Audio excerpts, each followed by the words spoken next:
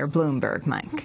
Interestingly, one of the more active relief efforts that we came across in the Rockaways was done by a group calling themselves Occupy Sandy Relief. And this is a group pretty much of alumni from Occupy Wall Street who started organizing really in the hours after the storm about ways that regular members of the community could help. And we talked to one organizer named Catherine Yeager. She lives in the Rockaways, and we talked to her outside of a restaurant called the Veggie Island, which had been transformed into a relief hub. And this is part of what she had to say. My name is Catherine Yeager. I moved down to the Rockaway in March of this last year. I am good friends with Elizabeth Grist, who owns Veggie Island. I have a bungalow down on 89th Street, and I was here for the entire hurricane.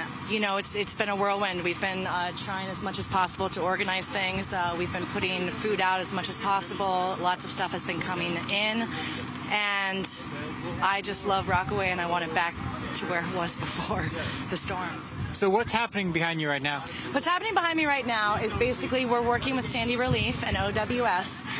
The people are bringing by the carloads in clothes, food, canned goods, diapers, batteries, flashlights, everything under the sun, you know, that we kind of need right now.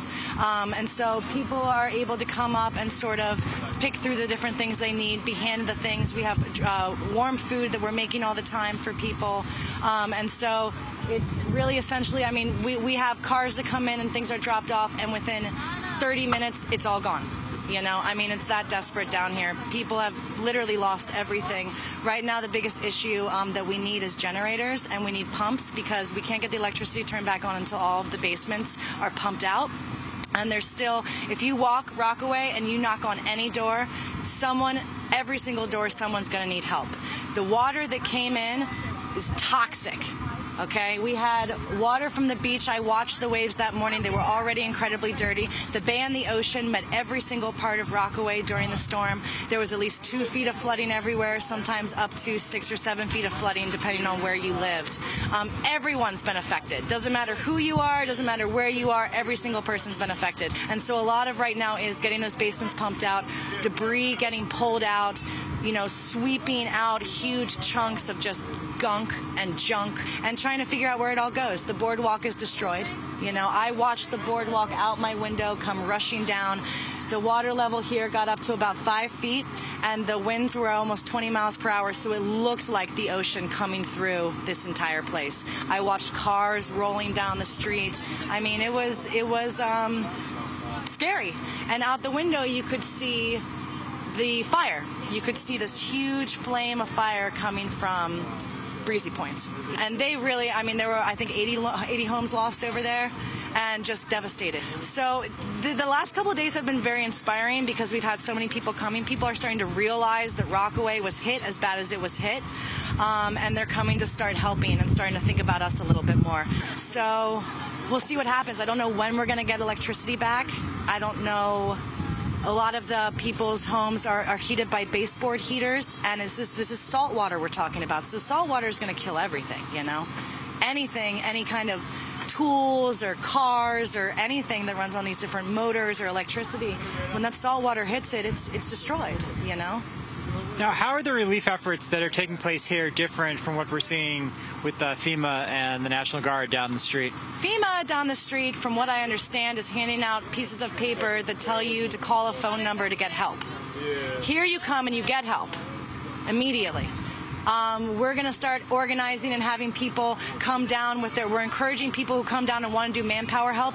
Bring your own cleaning supplies. Be your own self-sufficient cleaning person so that we can start sending you to homes and you just knock on the door and you can go in and you can start cleaning. You don't have to come here and grab cleaning supplies. You've got your own to go out. We're going to start trying to put signs up at the ends of streets and do red flags so that people can put red flags out if they do need help, so that we have a better idea of who's doing things on their own, who's okay, who's not. You know what I mean? Because it's hard. You walk around and it's just such devastation that you don't even quite know where to start. And sometimes when it's that overwhelming, you don't quite know where to go. FEMA's providing cell phone charging down there, but you gotta wait in line, I don't know, for an hour to be able to get your cell phone plugged in, you know? Besides that, I don't know what they're doing, you know?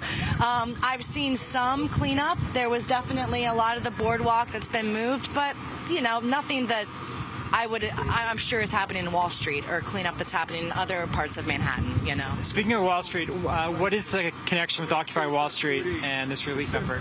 Sandy Relief, basically, you know, Occupy Wall Street were one of the main people who started immediately knowing that Rockaway was the one that was the hardest hit.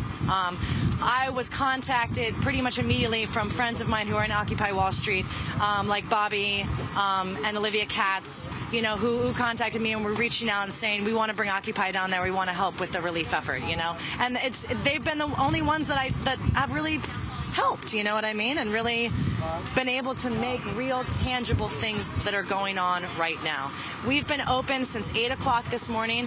We have been giving things away all day long. People are walking away with smiles on their faces. People are able to, you know, for one night, be able to not be in a totally dark room because they've gotten flashlights. You know, they have warm clothes for their children. They have clean diapers. You know, they're going to actually be able to eat tonight. Now, Amy, that was Catherine Yeager. I spoke to her in the Rockaways on Friday outside Veggie Island, which had been transformed into this really impressive relief hub. While we were there were several cars that came by. They were able to ask for specific items, and then volunteers would search the building. In one case, someone asked for baby food, which is something that FEMA and the National Guard did not have down the street. And they had a box of baby food. They were able to run it out to the car and give it to them, and they drove off with the baby food. It's interesting. There was an article in Slate yesterday titled, "Is Occupy Wall Street Outperforming the Red Cross in Hurricane Relief?"